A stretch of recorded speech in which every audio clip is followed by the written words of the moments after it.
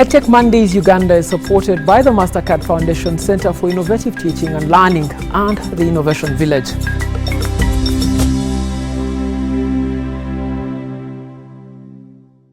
Welcome. Now, over the last 2 decades, educational development in Africa, particularly the primary school enrollment in sub-Saharan Africa, has risen to an astounding 99.9%, the highest that it's ever been. But despite these impressive numbers, 9 in 10 children in Africa cannot read with comprehension by the age of 10, which affects their secondary school comprehension.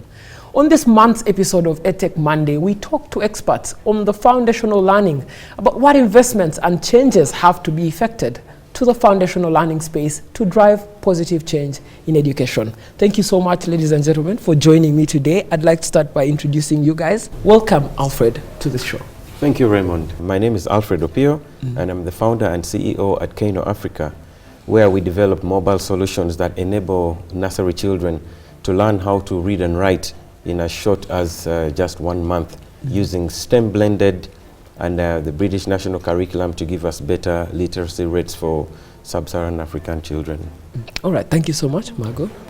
My name is Margot Hasfa. I'm the founder and literacy specialist at Read to Learn Foundation.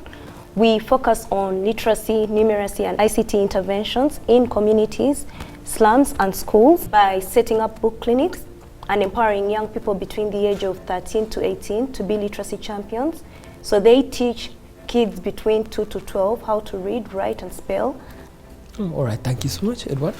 Yes, thank you, Raymond. My name is Mnyaneza Edward. I work with Building Tomorrow, a non-profit organization that envisions a world where communities are empowered to provide access to inclusive quality education.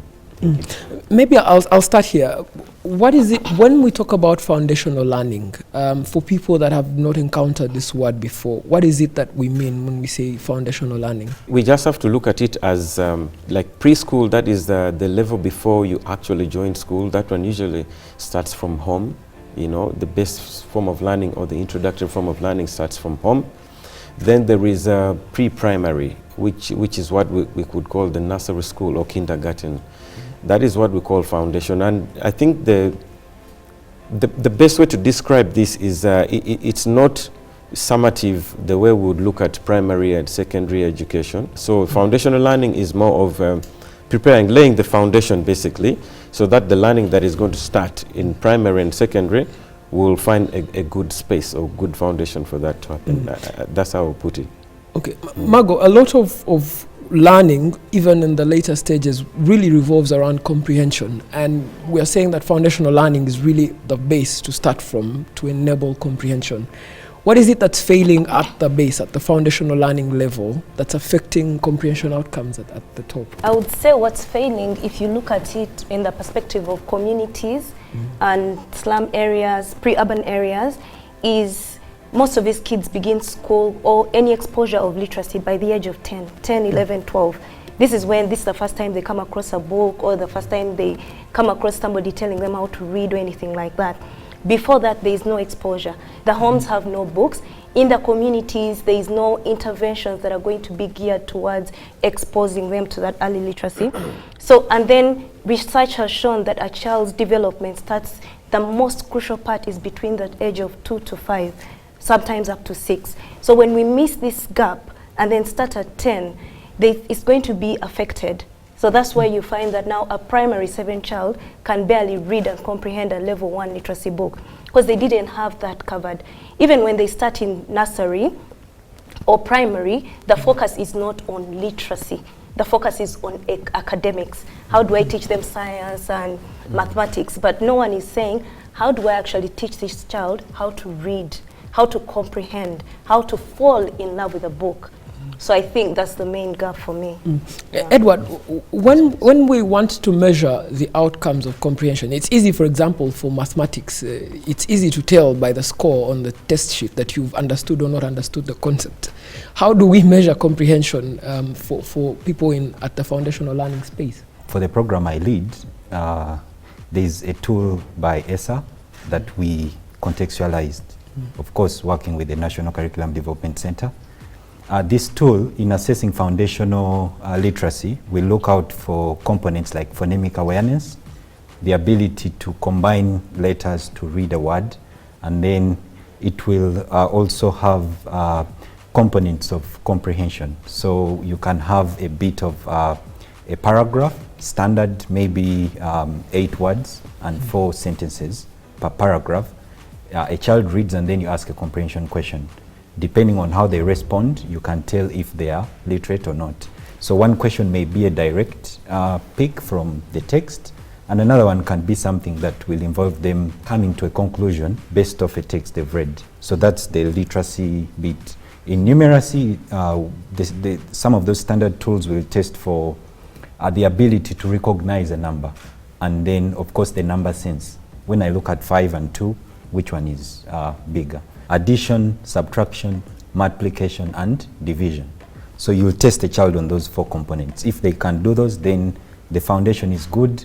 You can throw in word problems, integration, all that complex math. When you hear Edward speaking, it's like visionary stuff. Sure. But we have real problems around teachers being able to access students, and the COVID-19 pandemic really showed us what could happen to our education system.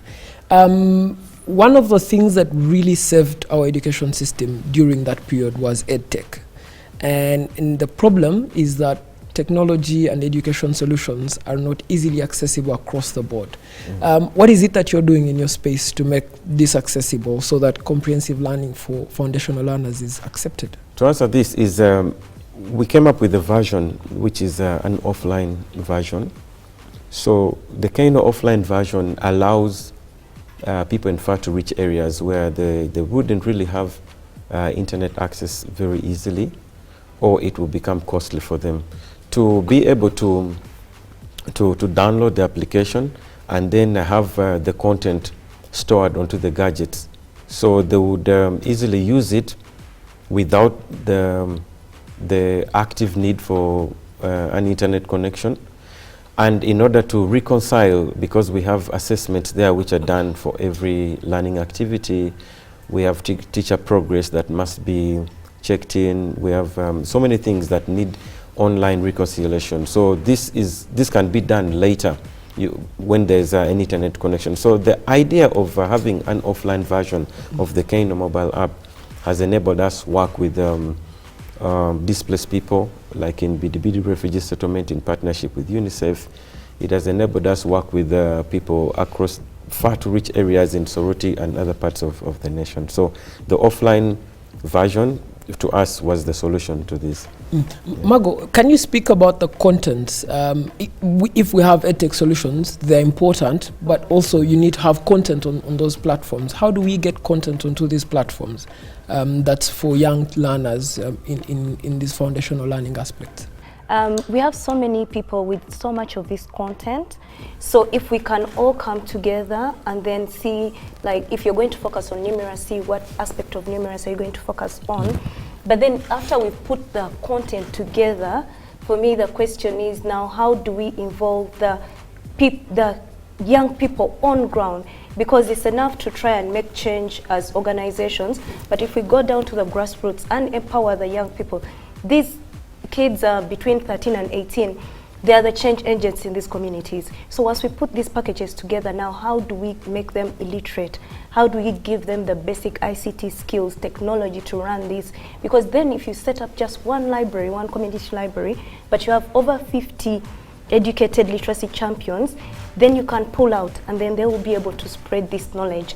So coming together as organizations in different capacities, putting together what we have and aligning on a platform, then seeing how this can be delivered to the young people who then go out and spread the same gospel and the same mission. But you've done this as a vocation. So what is it that you can tell us about being able to do this kind of work in the past few years? Yes. What is it that you can tell us about the success rate, the challenges that you face, for example?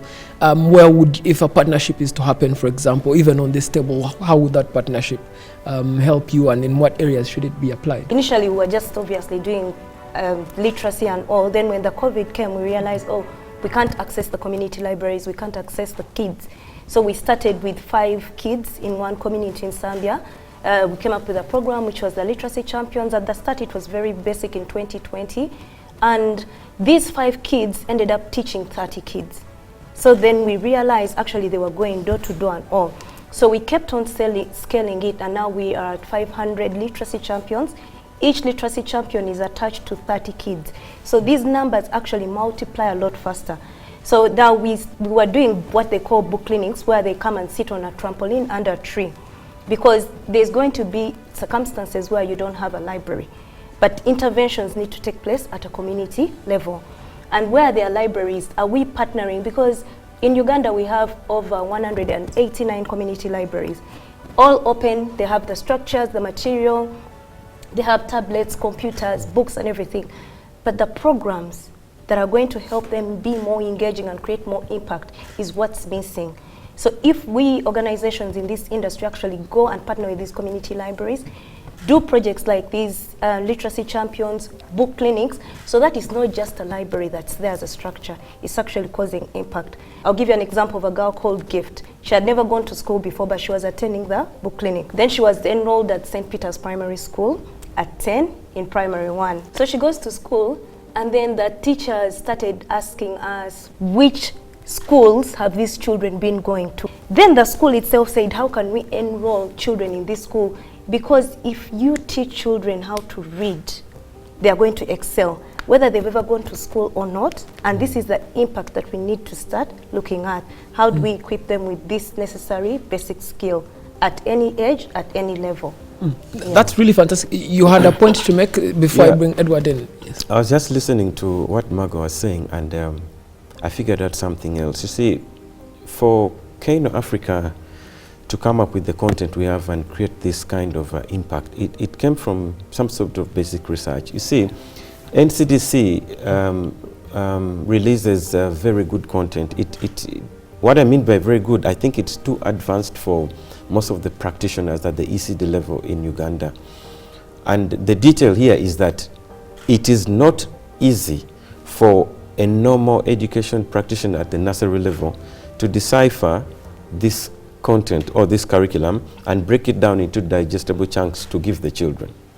So because it's low, anybody in nursery school, this is the fact which is not good, but we must bring it out on such a platform. As a school owner, as a teacher, as a head teacher, I will tell anybody that I use the national framework, but I actually don't use it because it's difficult for me to decipher this. It's difficult for me to create digestible bits of it. So going to look at this content that needs to be made simpler because of the shortage of teachers, we need to be able to have content that anybody who doesn't even have proper training in teaching should be able to dispense this content very easily. Edward, you have a point to make before we go into the break. Yes, building on what my colleagues have submitted, the aspect of creating content that is so easy and practical for even non-professional players to use. We have people we call community education volunteers. These are community teachers who have at most ordinary level certificate. So we bring them on board and give them these technical skills to deliver foundational learning. Anyone who has the ability to read and comprehend, we can leverage that person in the community to deliver these lessons. So the other thing I want to talk about is research. It is very important for actors in this space to use evidence-based approaches. So like I shared earlier, I lead a teaching at the right level inspired approach. And the lockdown was an opportunity for innovation. When we talk innovation, most of us are going to think applications and tablets and smartphones. But for the communities we serve, even electricity is not available. So there are very many barriers. You can have very good work and applications, but people cannot access them because they don't have the devices or the connectivity. So there is need to leverage old technologies and repurpose them. We repurposed interactive voice recordings. It's basically the service you get when you call your customer care. And you think through it, the moment you call, there is a menu from which to pick. And it's that concept that we repurposed into our Roots to Rise Ewaka program. It's basically a literacy program that involves phone call. The outcomes were that during that lockdown, the learning outcomes gained were equivalent to 1.5 years of quality school time. Yeah, school time. Oh, so that's interesting. that paper is available, and we will be calling partners to discuss these findings soon. All right, thank you so much. Just hold that thought. Let's take a very short break. When we get back, we get into the conversation around standards for early childhood development training. Edtech Mondays Uganda is supported by the MasterCard Foundation Center for Innovative Teaching and Learning and the Innovation Village.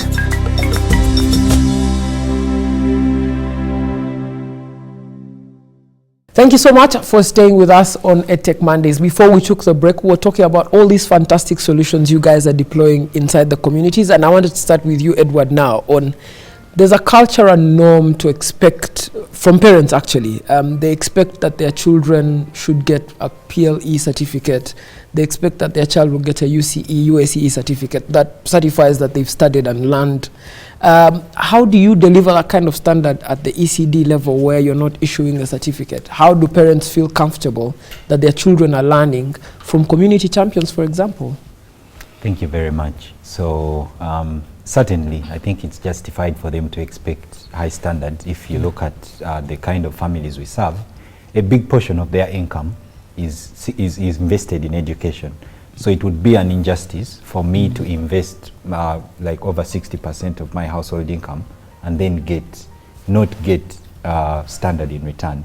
So the aspect of standards, I think it is important for development partners to rely on research and implement research-backed interventions. It is important for interventions to have robust monitoring and evaluation systems, in that you implement, you make program adjustments that are informed by data.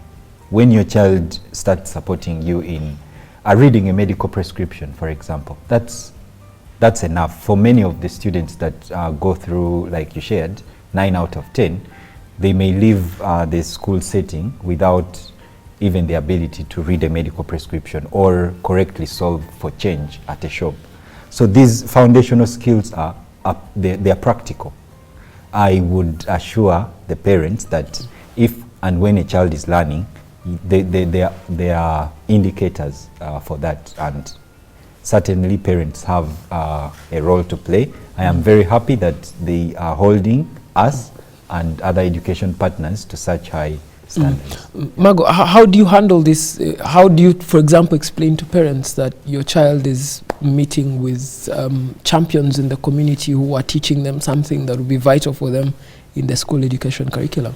So initially, when the book clinic started with the literacy champions, the parents, the first reaction that came, they would come, drop their kids, and then they see a 13-year-old who is there with a blackboard that they're going to teach them and say, you're going to waste our time. We want our children to learn SST, science, mathematics. You know, this is, like, for me as a parent, this is what I know they must learn. Then we say, no, here, we do not teach that. We teach them to fall in love with books. So they would see the kids playing, just playing all the time, and then reading, and then spelling a book and all. That went on for 6 months, but in between we're doing tests and all. Then we did another assessment with the forms. Now we sent the champions back with forms to the parents, and they were asking the parents, what do you want us to teach your children? The initial forms, remember, they said SST, science, nothing else. These other forms, when they came back 6 months later from the parents themselves, they said, we just want our children to learn how to read, write, and spell. Because now the kids, like Edward said, they were back home helping them read the prescriptions, helping them read everything. But even at the every 6 months or something, the parents are invited to see their kids. Yeah, so they see them perform MDD, and then they also do what we call spelling bees, reading competitions, writing competitions. So as a parent, they sit down and then they see their child, who they thought, in most cases, they think, you know, my child has no future. Then the child will come and stand in front of them and say, my name is Gift. I'm going to be a president one day. Today I'm going to read for you a book on climate. Then the child will read and the parent will be amazed. So they become actual recruiters of the program, because in most of these communities we work in, it has to show impact and evidence that it's working. Without that, they will continue to doubt you. When they see the evidence that this is actually working, you don't have to convince them. So in 1 year, imagine we moved from having only about 30 kids to 280. And they would come from far, signing up not to come to teach them mathematics and science, to teach them literacy. Literacy skills. So it's just when you can provide the impact and also do your M&E very well to show the progress of the project. Yes. Albert, if you could also answer this question. I know they've spoken about parents, but the other key stakeholder in this education sector is government, and they are the ones that handle regulation and legislation. How do you convince the government that these outcomes are actually worthwhile and important to the greater education system? What we decided to do was create our own content, use it in different communities, and make sure it works. Not just it works for reports and paper, but it should be able to be seen by anybody without a doubt that this program works. And after getting different reports and documentaries from different areas where we implemented, then we started to approach different agencies, NCDC and the Ministry of Education, because they want to see this. Then what they see from the documentaries and other forms of reports should now be backed up by our reports from like UNICEF that we've worked with, Aga Khan Foundation, and the rest of other agencies we've worked with.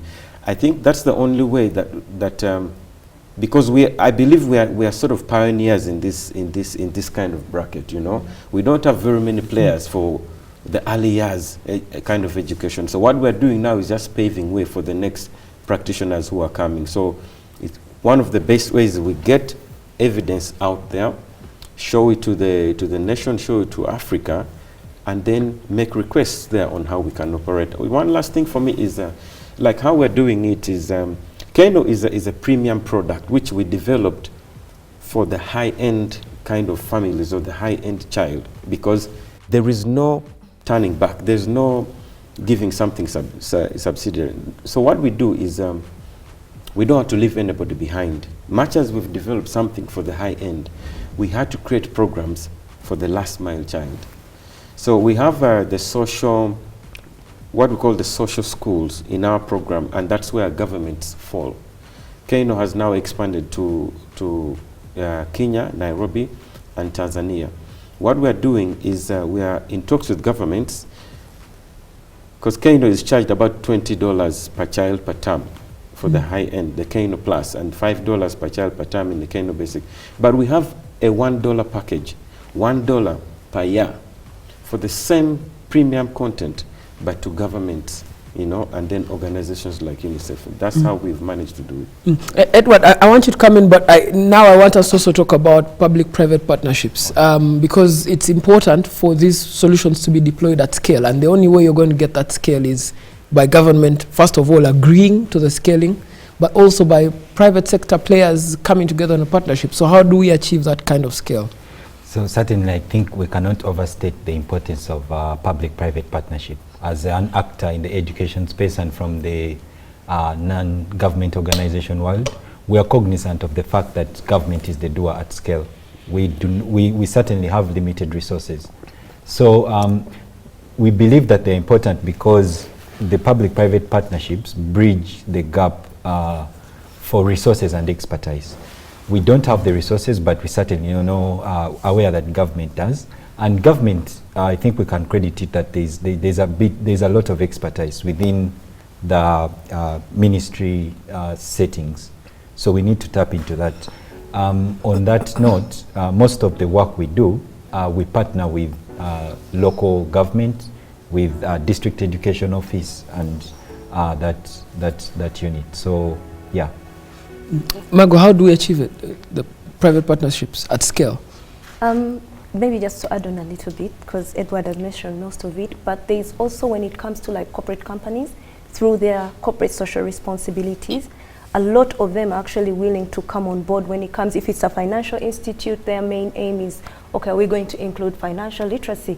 Then what else are we going to add? Okay, numeracy, how does it combine with the financial literacy? But we can also leverage a lot when it comes to resource and funding, as opposed to it being very external based. It can also be very internal within Uganda, that we work a lot with all these other private companies, because as corporate companies, they have to invest in social corporate responsibility. So us, we have to justify why there is a need for this, and then how does it align with the organization's overall goal and all. But if, for example, we wanted to have these clinics that you do in about 60,000 parishes of Uganda, how would we achieve that? What's the future for that? This definitely has to be in partnership with the government and different influencers in education. Now, for instance, soon we're going to be launching with KCC a partnership where we're going to roll out what they call the in-school book clinics. See, you go to school and you have the interact clubs and what? In most of the, I'll talk about the government schools, the libraries are not being used at all. There are no ICT centers and all. But if we open a book club, and then the book club is just there for numeracy, literacy, and the basic ICT, they can have just one computer that they use when they come together. So when you partner with KCCA has over 79 schools, then you know that now you can roll that campaign in those 79 schools. Then you go to Wakiso. You go, I feel like the best way to scale it is working with implementers in these regions as well, and then private companies as well to do the funding. Yes. Edward, you had a point to make yes, before? Yes, and it's on partnerships. So Building Tomorrow was one of the organizations that received funding from MasterCard to implement a project called Tomorrow is Now. And this funding was given to do systems strengthening, post-COVID recovery. That saw us work closely with district local government. You know, primary education is decentralized. Most of the key decisions, other than curriculum, are made at the local government level. So we partnered with districts like Kasanda, Mubende, and these have since taken on some of the best practices from the program, like taking on community education volunteers, doing follow-up visits for their community camps through the district inspector of school office and the like. So partnerships are very, very key in achieving this. Yes, so maybe we start now to make our concluding remarks. So what would be your parting shots from this very lively conversation? I think number one is government. The Ugandan government needs to understand the importance of Edtech in moving this nation forward. I just want to bring us to cite, there's a World Bank report that was done for 20 years in the Caribbean, and that report entailed taking on little children from urban areas and from rural areas. The ones in rural areas were split into two, and some were given early interventions in early childhood, and the rest were left just to move the normal way. And after 20 years, some of them got into universities and the workforce. The children who were exposed to early interventions in numeracy and literacy were found to achieve two things. Number one, they were earning higher in their wages in the labor workforce compared to their counterparts who did not get this. This builds economies. Number two is that they were able to learn better as adults. Many times as adults in offices, we do not want to even learn anything new. For us to prepare the nation for the gig economy, which is coming very, very soon from now, where 50% of those jobs are non-existent today, and they will not be based on qualification but on skill set. The best way is to prepare the nation and Africa by improving foundational literacy and numeracy, early childhood education. Yeah. All right, thank you. Margo, your parting shot? If we do not want to fail the next generation as a country, then it's very important that we invest in foundational learning. But this has to be when it comes to policies. Yeah, budgets, where are the budgets that are aligned to literacy and numeracy development? Where are the policies that are going to affect all these changes? And then Edward mentioned that most of the nursery schools are private owned. So that means we are really creating that gap, because if you look at the economic structure of the people in the rural areas and pre-urban areas, no one can afford this structure. So if we have universal primary, then what's happening before that?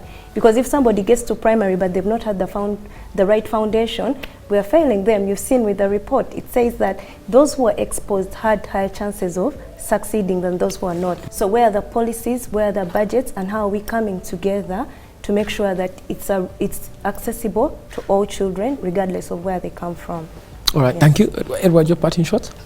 Certainly, I cannot overstate the importance of research. Bringing the research closer to home, in 2018, the World Bank produced a report on Uganda, and it was so disheartening to learn, and there are a lot of controversies on it, that in a classroom of 100 students, only 6 can read and comprehend a simple sentence. When it comes to numeracy, it's no better. Only 4 out of 100 students can do an age-appropriate math problem. So it is important for, I understand that the process of curriculum development and what is very rigorous, but and of course policy formulation, but these should be informed by research. All partners out there that are working in the education space, let's incorporate a lot of research and data-driven interventions. On that note, I think we have an ongoing partnership with the University of Notre Dame and Makerere University and Chambogo to run an RCT that we run until November to see how some of our interventions have been, the impact they've had on communities. We hope such outputs will inform policy and have a wonderful foundational learning outcomes for all students in the country. Thank you. All right. Thank you so much, my panelists. Thank you so much also to our audience that stayed with us. Thank you so much for watching Edtech Mondays Uganda. Of course, this is held by the MasterCard Foundation in partnership with Innovation Village and happens once every month. We're trying to have as many conversations as possible on the Edtech space so that we can find solutions for many young Ugandans who are out there in the education space. Thank you so much for joining us for this edition of Edtech Mondays. Have yourselves a good day. Edtech Mondays Uganda is supported by the MasterCard Foundation Center for Innovative Teaching and Learning and the Innovation Village.